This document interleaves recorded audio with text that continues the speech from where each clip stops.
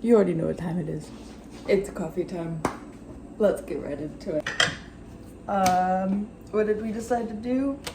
I don't remember. We look at our notes. Because who can remember the glorious plan we made yesterday before you've actually had the coffee?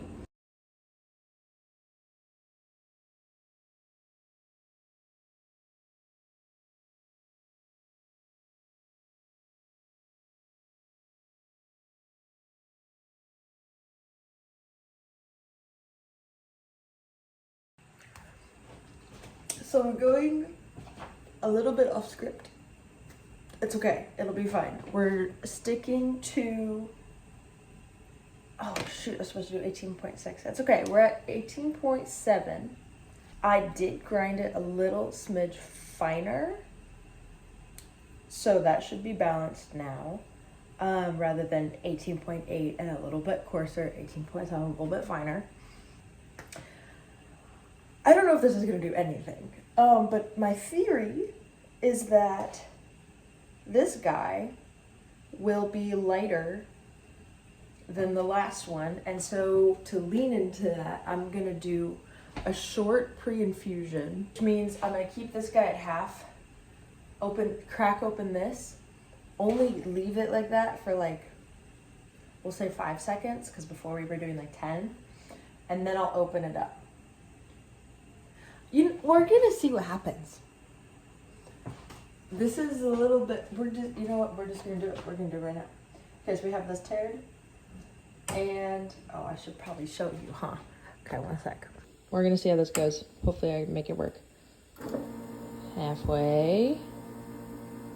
See if it'll stay. Sometimes it flips down and it makes me sad. Okay, we should keep this going. Open this up to half. A little more. Oh, no! Okay, that was sad. That wasn't supposed to happen. That's okay. We're gonna make it work.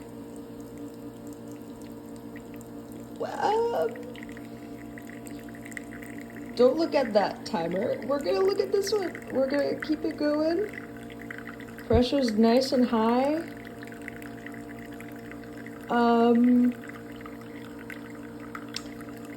And 50.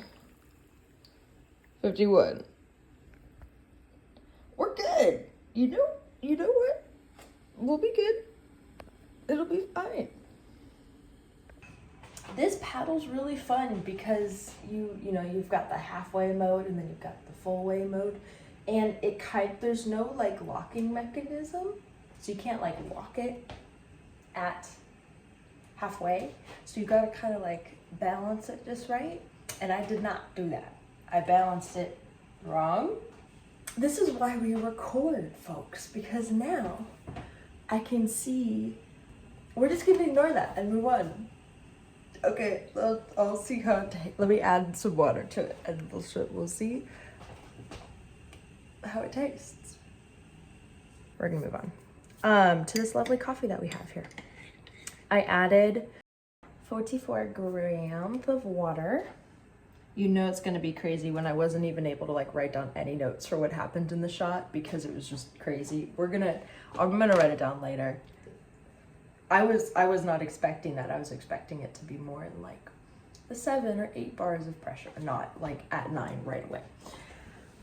That tells me that when we do pre-infusion, if we copied this exactly somehow, if we replicated this exactly, that means that I could have run the pre-infusion for longer and I could have given the puck more time to break down, which could give us some more of those light flavors, and then ramped it up to full bars of pressure. So if this isn't if this isn't just this magically, that's what I would do next. I would do exactly the same thing that we did here, even with the mishap somehow. But I would run the pre-infusion for longer based on how this just performed, which is pretty cool. So let's get into tasting and quit yapping. That's my problem with this whole process, as I'm sure you've figured out by now. Okay.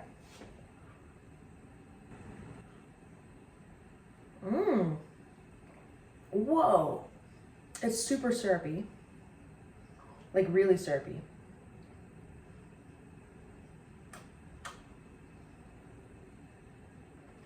This is really cool. This is a lot different from yesterday's. Okay, wait. It's like grape, like grapefruit.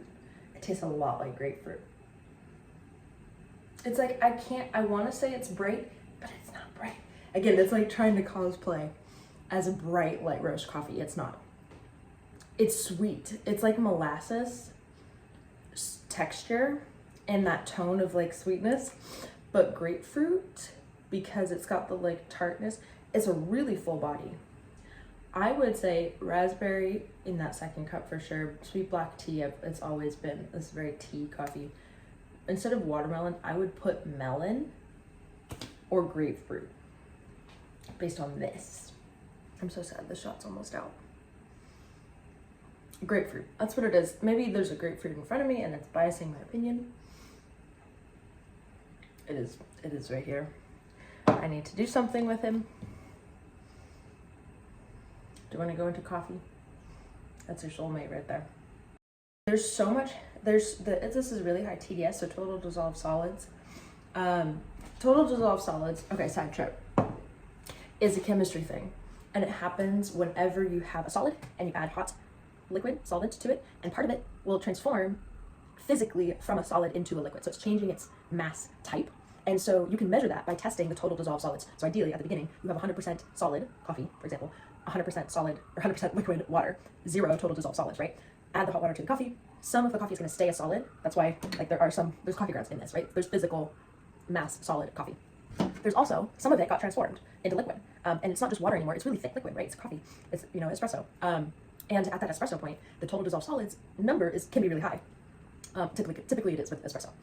But picture for a second, if you were making like filter coffee and you had a little bit of coffee grounds and you added like a ton of water, it's gonna be really watery, right? That means you have a low total dissolved solids number, right? There's not a lot of coffee that got dissolved and transformed into water. It's mostly watery coffee brew output.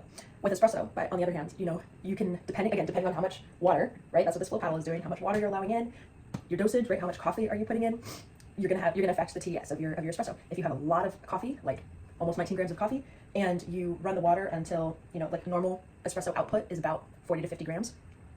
And so you ask why? Like, why is it 40 to 50 grams of water to output if you have almost 19 grams of coffee?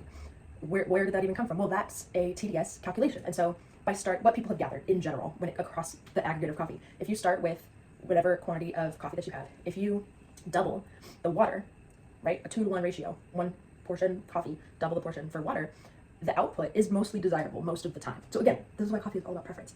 A 2-to-1 ratio usually yields a very strong cup of espresso.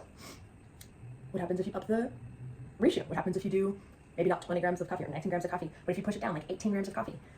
And what if you push up the ratio a little bit, where it's a little bit more than 2-to-1 water to coffee, say 50 grams of water, output, 18 to 50, that's a little bit more, you're stretching the ratio a little bit. That's what I like to do. Now imagine we took it even more extreme. Imagine you had like 10 grams of coffee and like 40 grams of water. Your output is gonna be really watered down. That's not gonna make for great espresso at all, because that's not in character for what espresso is known for. You want espresso to have a super high TDS value, be super strong, so that you can add milk to it and have it still taste good. If you add milk to a really watered down cup of espresso, it's not gonna taste very good. It's gonna taste really weak. And most of the time, in most situations, especially at like a business perspective where you want consistency, that's not gonna be very business efficient or economically desirable. So what do? You go for consistency, you aim for about a 1-to-2 ratio, see where that gets you. This is why dialing in your coffee is really important. Test it, adjust as needed, and work with what you got. So when it comes to espresso, that's what I'm doing with these beans, is I'm slowly dialing them in one day at a time. Most shops would do this all on the first day when they have new beans. They gotta test them out, see what's up. Where was I? We were at TDS.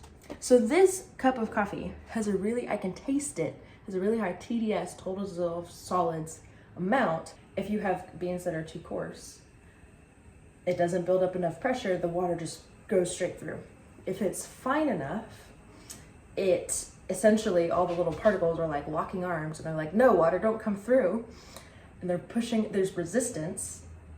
And that's what builds up the pressure, is everybody linking their arms and saying, telling the water to stop.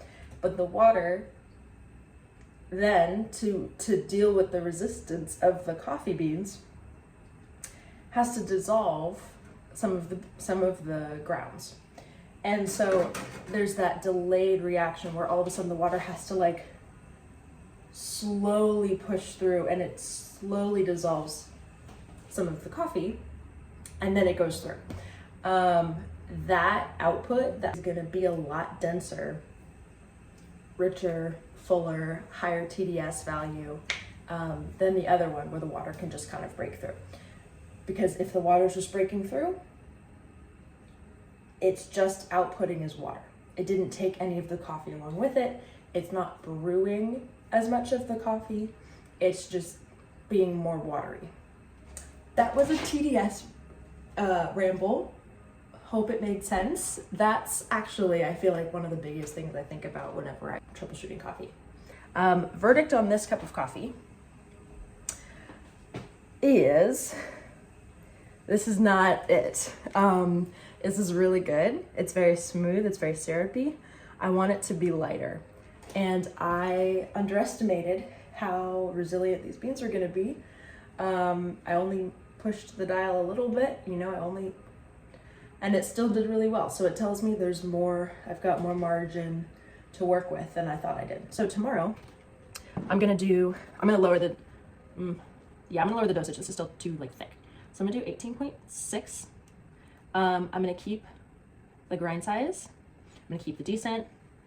I'm gonna keep the screen part of the cart. So that would be the next adjustment after changing my dosage, which is exactly what I said yesterday. But this was a little bit of a mishap, and we're gonna move on. So same sort of plan as before. Dosage is the main thing we're changing. Longer pre-infusion as an alternative. So normally I wouldn't recommend doing both of those at the same time because that's kind of risky. Lowering your dosage and increasing your pre-infusion really means, okay, you might be breaking your puck apart a lot, but given how this just performed today, that tells me that these beans are nice and strong. So I think we can do that. I'll do a 10 to 15 second pre. Okay, that's enough yapping for today. Hope you learned something. Cheers, go make some coffee.